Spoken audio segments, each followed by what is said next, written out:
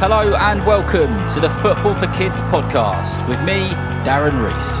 This is the podcast where you will hear stories, facts and lots of other things from the world of football. On this episode, we're going to be talking about the Finalissima. This is the match which is played between the winner of the Euros and the winner of the South American tournament, Copa America. Italy, of course, won the 2020 Euros. Any England fans listening will remember that day well. Italy beat us on penalties at Wembley and it was heartache for England fans. But did you know that Italy recently went 37 games without being beaten and won the Euros whilst doing it? However, did you know that Italy will not be in the 2022 World Cup at the end of this year? They lost 1-0 in the playoff semi-finals to North Macedonia. North Macedonia are ranked 62nd in the world by FIFA. What an amazing achievement for them to beat Italy away from home. So then, the Finalissima was between Italy and Argentina. Argentina won the 2021 Copa America. They've won that tournament 15 times now and a joint first with Uruguay.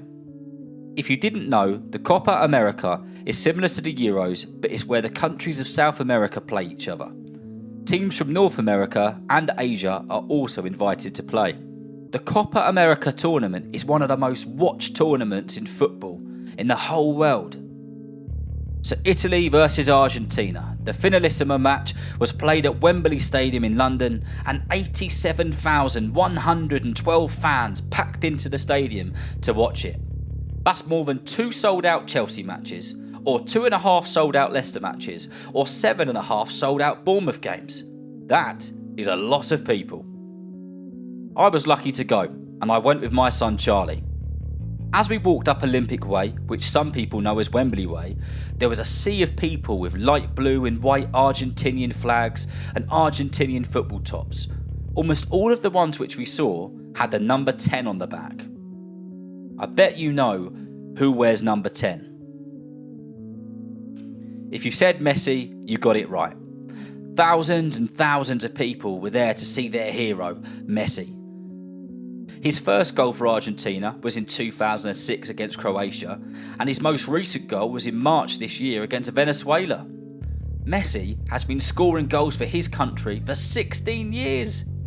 Messi is what is known as a national hero in his home country of Argentina.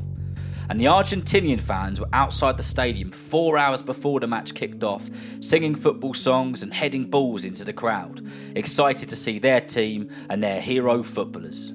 This is what it sounded like.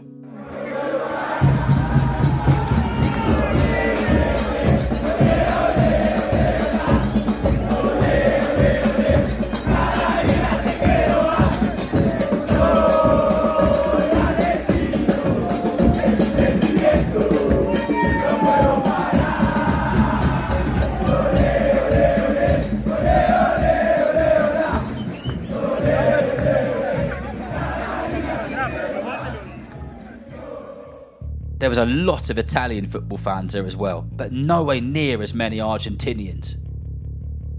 They really did take over Wembley. It was a very special match for one of the Italian players though. Giorgio Chiellini, considered one of the greatest defenders of his generation, was given an award at the start of the match, marking 117 caps for Italy. If you're not sure what a cap is, players are awarded a little hat called a cap for every match they play for their country. Unless they play in a World Cup or a European Championship finals tournament, they're given 1 cap for the entire competition. 117 caps is a lot, but it's not as many as Cristiano Ronaldo. Ronaldo has 186 for Portugal and he's still playing. But we'll talk about Ronaldo properly on another episode. Anyway, back to the Finalissima. The game kicked off and 87,112 fans were there on their feet, watching the likes of Messi and Jorginho on the pitch at Wembley. Every few minutes, the stadium would go from being really quiet to really, really loud. All of the Argentinian football fans would all of a sudden stand up, swing their flags around their heads, jumping up and down and singing Argentinian football songs just like this one.